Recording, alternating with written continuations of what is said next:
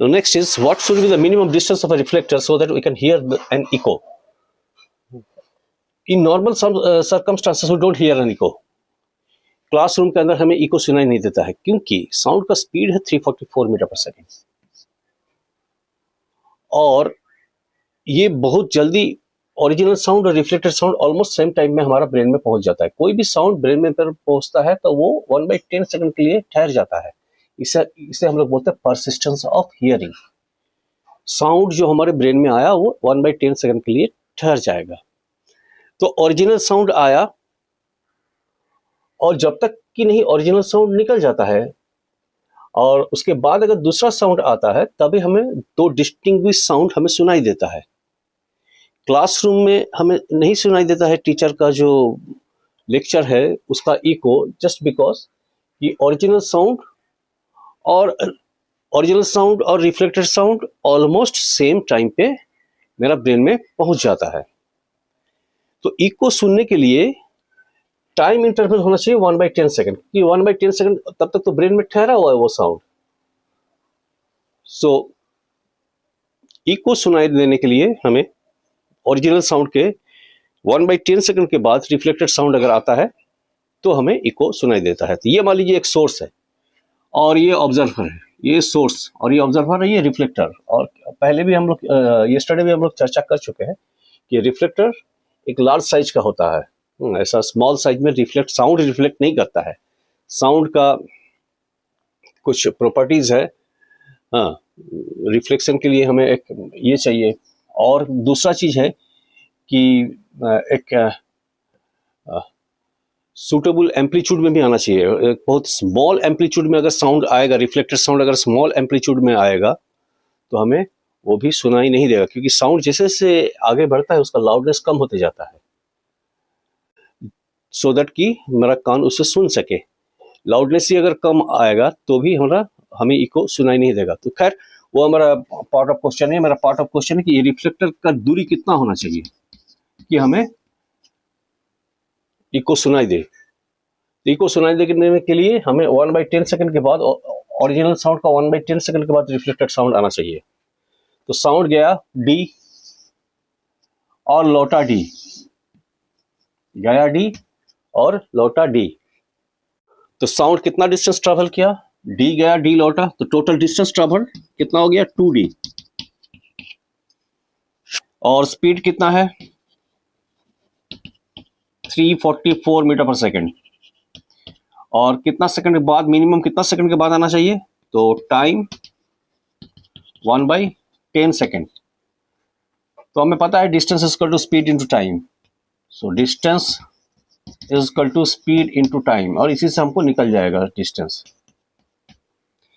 Distance है 2d, speed 344 into time 1/10, 2d।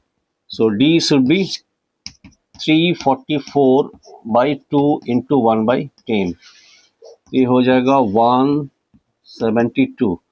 So d should be 17.2 metre. तो 17.2 metre distance पे अगर कोई रिफ्लेक्टर है तो हमें उसका किसी साउंड का इको सुनाई देगा। एक और क्वेश्चन आता है कि 17.2 गर्मी का दिन में बहुत ज़्यादा टेम्परेचर है और एक रिफ्लेक्टर 17.2 मीटर दूरी पे है, तो क्या हमें इको सुनाई देगा? तो जरूरी नहीं कि गर्मी का दिन में सुनाई देगा, क्योंकि गर्मी का दिन में स्पीड बढ़ जाएगा। गर्मी का दिन में मान लीजिए 45 डिग्री सेंटीग्रेड टेम्परेचर है और रिफ्लेक्टर आपका 17.2 मीटर पे है, तो गर्मी का दिन में हमें उसको नहीं भी सुनाई दे सकता है, क्योंकि स्पीड वहां पर बढ़ जाएगा। स्पीड वहां बढ़ जाएगा तो स्पीड बढ़ेगा तो रिफ्लेक्टेड साउंड, यहाँ तो 344 है तो रिफ्लेक्टेड साउंड 1/10 सेकंड के बाद आ रहा है, और स्पीड बढ़ेगा तो 1/10 सेकंड का पहले ही आ जाएगा। 1/10 सेकंड का पहले एंट्री क्यों मारा? क्योंकि साउंड का स्पीड बढ़ गया तो जल्दी पहुंच गया। तो अगर रिफ्लेक्टर का दूरी 17.2 मीटर ही है और गर्मी का दिन में, तो हमें इको सुनाई नहीं भी दे सकता है, लेकिन जाड़ा में परफेक्ट सुनाई देगा। जाड़ा में परफेक्ट सुनाई देगा क्योंकि वहां पर फिर स्पीड घट जाएगा, तो जो 1/10 सेकंड में आ रहा है तो 1/10 सेकंड का बाद टाइम और ज़्यादा ले लेगा, स्पीड घट जाएगा जाड़ा में, तो स्पीड घट जाएगा तो समय ज़्यादा ले लेगा, समय अगर ज़्यादा ले लेगा तो बराबर हमको इको सुनाई देगा। एक सिंपल क्वेश्चन है, ट्रांसवर्स वेव का वेवलेंथ दिया हुआ है, given wavelength 4 centimetre of A transverse wave, find distance between consecutive crest and trough, if frequency is 50 kilohertz, find the speed and time period of the wave.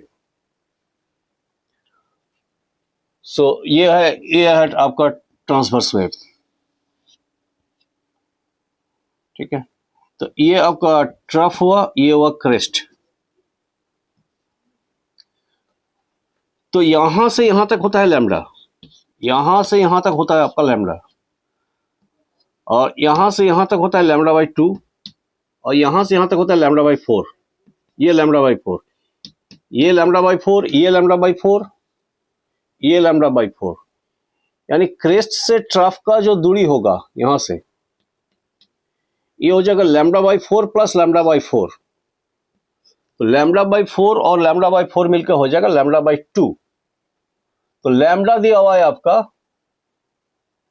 Lambda wavelength है, तो lambda is 4।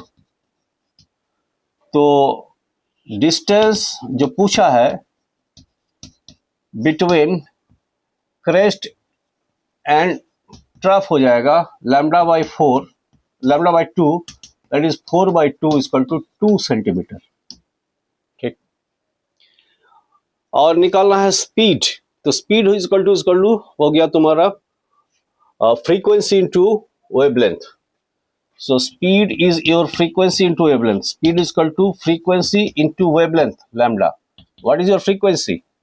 Frequency is 50 kilohertz. 50 kilohertz मतलब 50 into 1000 hertz. और lambda 4 centimetre है, lambda is your 4 centimetre given. So 4 centimetre में काम नहीं होगा, उसको मीटर में चेंज करना पड़ेगा। This much meter per second. तो देखते हैं कैंसिल करने से कितना आता है। 1 0 यहाँ से काट दिए, ये यहाँ से काट दिए, 5 4 जो 20, और 1 2 2 0, दिस मच आपका निकल गया इसका स्पीड मीटर पर सेकंड में।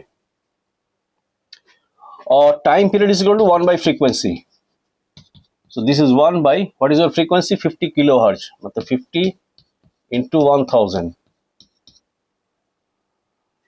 तो इतना ही लिख दीजिए, कितना सेकेंड, इसको 2 से मल्टीप्लाई कर देंगे तो ऊपर 2 हो जाएगा, नीचे 1000 इंटू 8 इंटू द पावर 6 हो जाएगा। सो टाइम पीरियड हो जाएगा 2 into 100 10 to the power 5, 10 to the power 5, 2 से ऊपर नीचे मल्टीप्लाई करना, तो 2 into 10 to the power -5 second, this is your time period. और एक बेहतरीन सवाल है, a person stands between 2 walls and claps, he hears 2 echoes at a time interval of 0.25 second. If distance between 2 walls is 245 meter and near wall is at a distance of 100 meter, find speed of sound. 2 wall का बीच एक आदमी खड़ा है और clap करता है, तो एक इको सुनाई देता है उसको।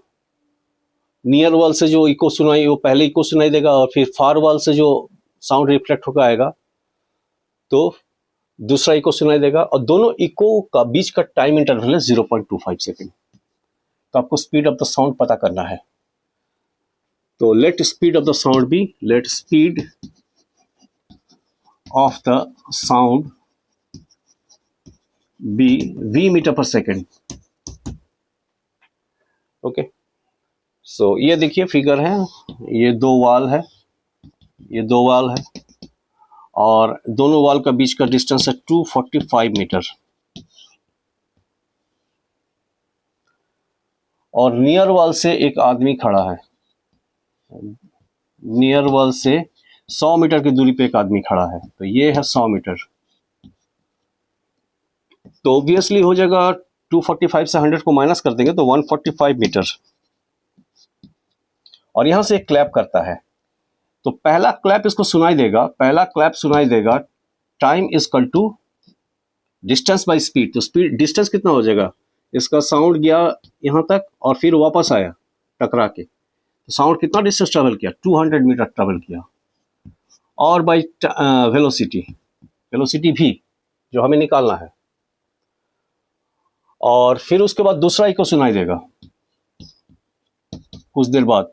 तो दूसरा इको सुनाई देगा कब, जब साउंड यहाँ से 145 मीटर जाएगा, फिर 145 मीटर वापस आएगा। तो 145 इंटू 2 290, तो 290 मीटर साउंड चला और उसका स्पीड है v। तो समय कितना लेगा, 290 बाई v।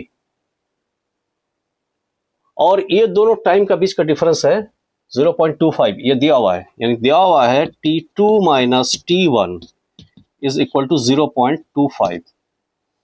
0.25 मतलब 25/100, 25/100 मीन्स 1/4। और t2 क्या है, 290/v, 290/v minus 200/v, 290/v minus 200/v। तो 1/v कॉमन ले लेते हैं, कॉमन ले लेंगे तो हो जाएगा 290 minus 200 which is equal to 1/4. So 1/v is into 90 is equal to 1/4. Cross multiply कर देंगे तो 90 into 4 is equal to v। तो स्पीड ऑफ द साउंड निकल गया 360 मीटर पर सेकेंड।